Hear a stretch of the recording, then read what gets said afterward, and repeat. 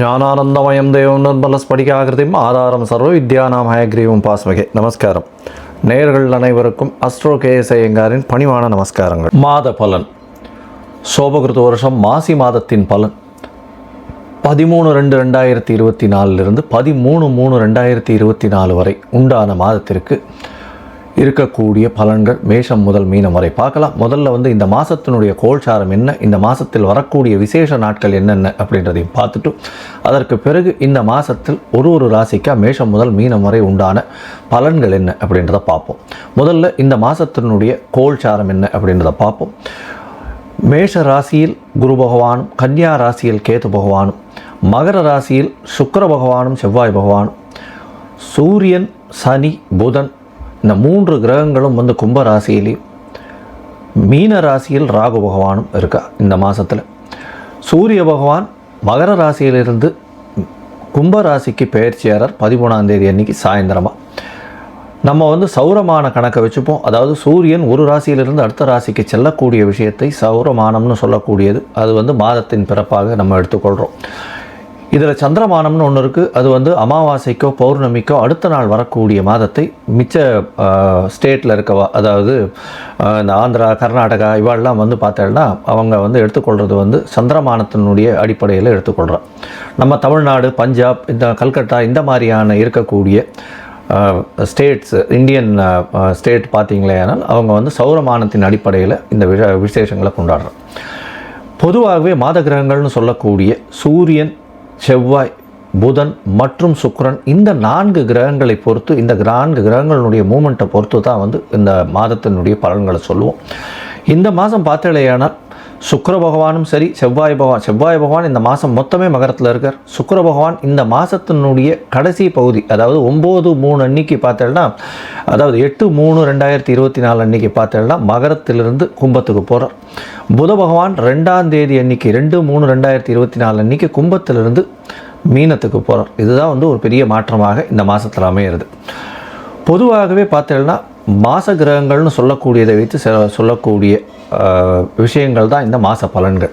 இந்த மாதத்தில் வரக்கூடிய நல்ல விசேஷ நாட்கள் என்ன அப்படின்றத பார்த்தோமே. ஆனால் 13ஆம் தேதி சாயந்தரம் மாதம் பிறகுறது. சூரியன் மகரத்திலிருந்து கும்பத்துக்கு போகிறார், அதை சொல்லட்டும். 16ஆம் தேதி பார்த்தேனால் ரத சப்தமி, அதாவது வளர்பிறையில் வரக்கூடிய 7ஆம் நாள், அமாவாசையிலிருந்து வளர்பிறையில் வரக்கூடிய 7ஆம் நாள் ரத சப்தமி அப்படின்னு பேர். அதுவும் மாசி மாதத்தில் வரக்கூடியது.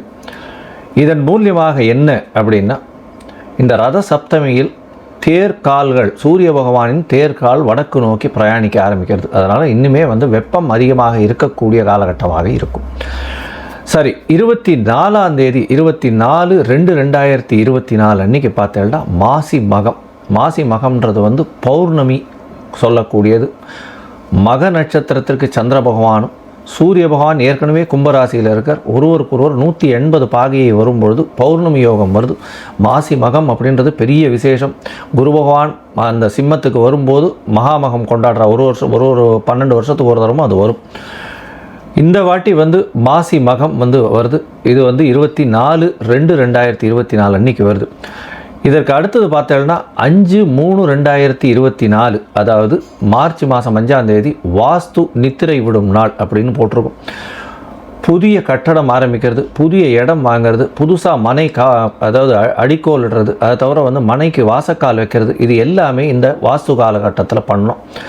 கார்த்தால் 9:42 11:12 வரலாம், அதாவது 1.5 மணி நேரம் இந்த காலகட்டங்கள் வரும். 1.5 மணி நேரம் அப்படின்னா 90 நிமிஷம் 5 வகையாக பிரிக்கிறாங்க. இந்த 5 வகையில் பார்த்தோம்னா முதலில் வாஸ்து புருஷன் கண் விழிக்கும் நேரம், அதுக்கப்புறம் அவர்கள் ஸ்நானம் செய்யக்கூடிய நேரம், பூஜை செய்யக்கூடிய நேரம், அதற்கு பிறகு போஜனம் செய்யக்கூடிய நேரம், தாம்பூலம் தரிக்கும் நேரம் அப்படின்னு 5 வகையாக பிரிக்கிறார்.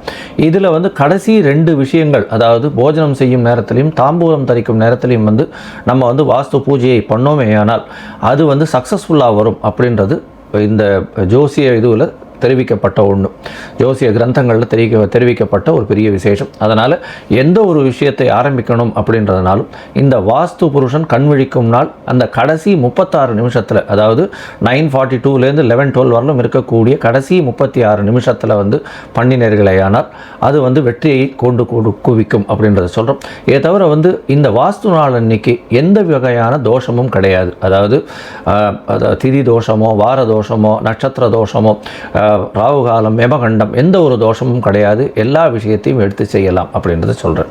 அதற்கு பிறகு பார்த்தீங்கன்னா விஜயேந்திர சரஸ்வதி சுவாமிகளினுடைய ஜெயந்தி வருது. அது 7/3/2024 அன்னைக்கு வருது.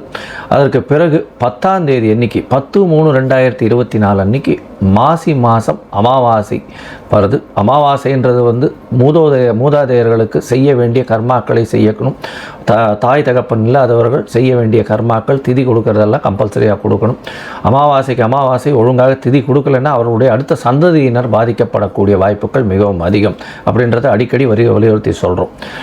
இந்த முக்கியமான தினங்கள் எல்லாமே இந்த மாதத்தில் வருது. இதை தவிர ஒரு ராசியாக இப்போ மேஷம் முதல் மீனம் வரை எப்படி இருக்குது அப்படின்றத பார்ப்போம். அதற்கு முன்னாடி என்னுடைய மொபைல் ஃபோன் நம்பர் கீழே ஸ்க்ராலிங் ஆகிட்டுருக்கும். உங்களுக்கு அஸ்ட்ராலாஜிக்கல் கன்சல்ட் தேவைப்பட்டதுன்னா நீங்கள் எனக்கு ஃபோன் பண்ணுங்க. உங்களுடைய date, time, place of birth அனுப்பிச்சலையானால் என்னுடைய சார்ஜஸ் என்ன அப்படின்றத போட்டுட்டு அதில் சந்தி இருக்கா அப்படின்றத பார்க்கணும். அந்த டயத்தில் சந்திரன், அதாவது நட்சத்திர சந்தியோ, பாத சந்தியோ, லக்ன சந்தியோ, இல்லைன்னா ஒரு ராசியிலிருந்து அடுத்த ராசியில் இருக்கக்கூடிய சந்தியோ இருந்ததேயானால் அதன் பிரகாரம் பலன்கள் மாறும். அதனால் உங்களுடைய ராசிக்கு என்ன நட்சத்திரம் கரெக்டாக வருது, எந்த பாதம் கரெக்டாக வருதுன்றதை பார்த்து கோல்சார பிரகாரம் இன்றைய நிலையை வச்சுட்டு உங்களுடைய தசாபுக்தி அந்தரம் சூக்ஷ்மத்தை வச்சுட்டு உங்களுடைய பலன்கள் என்ன அப்படின்றதையும் பார்த்து என்ன எளிய பரிகாரம் பண்ண முடியும் அப்படின்றதையும் சொல்கிறேன். இப்போது மேஷம் முதல் மீனம் வரை மாசி மாதம் சோபகிருத்து வருஷத்தின் பலன்களை ஒன்றொன்னா பார்க்கலாம். மேஷம், அஸ்வினி, பரணி, கிருத்திகை இந்த 3 நட்சத்திரம் 9 பாதங்களை கொண்ட ராசி. ராசியின் அதிபதி அப்படின்னு சொல்லக்கூடிய ஒரு செவ்வாய் பகவான் ராசிக்கு 10ஆம் இடத்தில் உச்ச பெற்று இருக்கக்கூடிய காலகட்டம், பெரிய ஏற்றம் கிடைக்கக்கூடிய காலகட்டம். உங்களுக்கு ஒரு பெரிய ஏற்றம் என்னென்னா, உங்களுடைய ராசியிலேயே 9ஆம் அதிபதி இருந்து அவரே 5ஆம் இடத்தையும் 9ஆம் இடத்தையும் பார்க்கறது பெரிய விசேஷம். இதன் மூலியமாக உங்களுடைய மனசில் இருக்கக்கூடியதை நிச்சயமாக வெற்றி பெறக்கூடிய காலகட்டமாக இருக்குது. குரு பகவானே உங்களுடைய ராசியில் இருக்கிறதுனால உடல் நலத்தில் நல்ல ஒரு ஏற்றம் இருக்கக்கூடிய காலகட்டமாக இருக்கும். இந்த மாதத்தில் பார்த்த இல்லையானால் குரு பகவான் சமசப்தமத்தை பார்க்கறதுனால திருமணம் ஆகாத, திருமணத்திற்கு பார்த்து கொண்டு இருக்கக்கூடிய இளைஞர்களுக்கு கண்டிப்பாக திருமண யோகம் நிச்சயமாக உண்டு. புதிய வேலை கிடைக்கக்கூடிய பாக்கியம் நிச்சயமாக இருக்கும். ஏன்னா 6ஆம் அதிபதி அப்படின்னு சொல்லக்கூடியவர் 11ஆம் இடத்துலையும் 6ஆம் இடத்தில் கேது பகவானும் இருக்கக்கூடிய காலகட்டம்ன்றதுனால புதிய வேலை மாற்றங்கள் ஏற்படும். மாற்றமான வேலைகளில் ஏற்றங்கள் இருக்கக்கூடிய காலகட்டமாக இந்த மாதம் அமையிறது. உங்களுக்கு 10ஆம் இடம் வலுப்பெற்று போய் சுக்கிரனும் செவ்வாயும் சேர்ந்து இருக்கக்கூடிய காலகட்டமாக இருக்கிறதுனால தொழிலில் அபரிமிதமான ஏற்றம் கிடைக்கக்கூடிய காலகட்டம். உங்களுடைய ராசிக்கு 11ஆம் இடம் அதீதமான வெற்றியோடு இருக்கக்கூடிய காலகட்டமாக இருக்குது. சனி பகவான், புத பகவான், சூரிய பகவான் 3 கிரகங்களும் இருக்கக்கூடிய காலகட்டமாக இருக்குது இந்த மாதம். அதனால் எல்லா விதமான வெற்றியும் நிச்சயமாக உண்டு. 11ஆம் இடத்தில் சூரிய பகவான் இருந்தால் எந்த ஒரு தோஷமும் உங்களுக்கு இருக்கக்கூடிய வாய்ப்புகள் இல்லை. இந்த மாதம் பார்த்தேன்னா மாசி மாதத்தில் பெரிய ஏற்றம் கிடைக்கக்கூடிய காலகட்டமாக இருக்குது. உங்களுடைய ராசிக்கு 7ஆம் அதிபதி அப்படின்னு சொல்லக்கூடிய ஒரு 10ஆம் இடத்தில் இருக்கிறதுனால பார்ட்னர்ஷிப் தொழிலில் பெரிய ஏற்றம் கிடைக்கக்கூடிய காலகட்டமாக இருக்கும். எதிர்பாலினத்தவர் மூலியமாக நல்ல ஒரு ஏற்றம் கிடைக்கும். நண்பர்கள் மூலியமாக நல்ல ஒரு ஏற்றம் கிடைக்கக்கூடிய காலகட்டமாக இருக்கும். வெளிநாட்டின் மூலியமாக நல்ல மூலதனம் வரக்கூடிய வாய்ப்புகள் உண்டு. படிக்கக்கூடிய மாணவியர்களுக்கு நல்ல ஒரு ஏற்றம் இருக்கக்கூடிய காலகட்டம். வெளிநாட்டுக்கு போய் படிக்கணும், போஸ்ட் கிராஜுவேஷன் இதெல்லாம் நினச்சின்னு இருக்கவாளுக்கு இந்த மாதம் ஒரு பெரிய ஏற்றத்தை கொடுக்க போகிறது. நிச்சயமாக அவர்களுக்கு பர்மனண்ட் விசா, அதாவது பர்மனண்ட் சிட்டிசன்ஷிப் இதெல்லாம் கிடைக்கக்கூடிய பாக்கியம், பிஆர்னு சொல்லுவாள் இல்லையா, பர்மனண்ட் ரெசிடென்ஷிப் இதெல்லாம் கிடைக்கக்கூடிய பாக்கியம் இந்த மாதத்தில் நிச்சயமாக கிடைக்கும். வெளிநாட்டுக்கு போய் படிக்கக்கூடிய மாணவர்கள் அதுக்கு அங்கே நல்ல யூனிவர்சிட்டியில் கிடைக்கணும்னு பார்த்து கொண்டு இருக்கிற மாணவர்களுக்கு நிச்சயமாக நல்ல யூனிவர்சிட்டி கிடைக்கக்கூடிய பாக்கியம் இந்த மாதத்தில் அமையிறது. இந்த மாதத்தில் பார்த்தேன்னா 10ஆம் இடமும் 11ஆம் இடமும் அதீத வலுப்பெற்று போயிருக்கிறது. 10ஆம் அதிபதியே 11ஆம் இடத்துல இருக்கிறதுனால எந்த ஒரு தொழிலை செய்தீர்கள்னாலும் அந்த தொழிலில் பெரிய வெற்றி கிடைக்கக்கூடிய வாய்ப்புகள் உண்டு.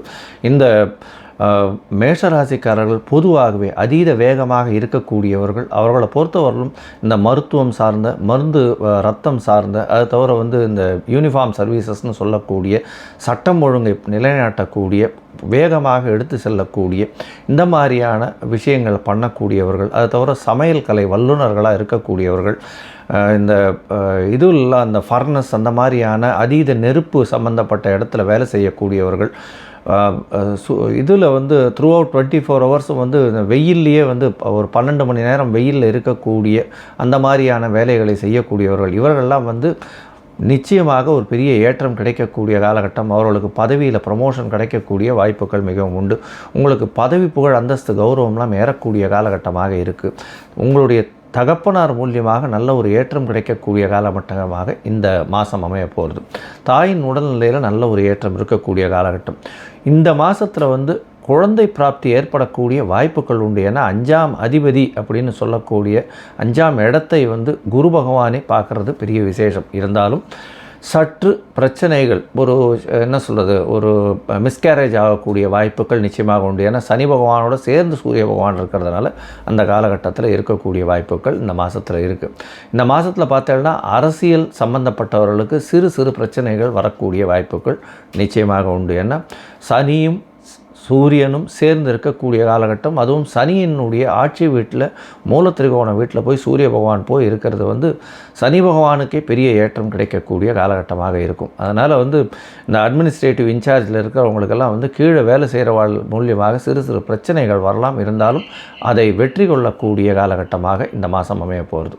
இந்த மேஷராசிக்காரர்கள் சில நாட்களை வந்து இந்த மாதத்தில், அதாவது மாசி மாதத்தில் தவிர்க்க வேண்டியது, அது சந்திராஷ்டம நாட்கள்னு சொல்கிறோம். சந்திராஷ்டமம்னா வந்து உங்களுடைய ராசிக்கு 8ஆம் இடத்துல சந்திர பகவான் மறையக்கூடிய காலங்களை சந்திராஷ்டமம் அப்படின்னு சொல்கிறோம். இந்த சந்திராஷ்டம காலங்களில் பார்த்தீங்கன்னா மதி மயங்கக்கூடும். ஏன்னா மதிக்காரகன் மதி மயங்கக்கூடும். அதனால் வந்து தவறான முடிவுகள் எடுக்கக்கூடிய வாய்ப்புகள் உண்டு. அதனால் முடிஞ்சவரை இந்த காலகட்டங்களை தவிர்ப்பது நல்லது அப்படின்றத சொல்கிறோம்.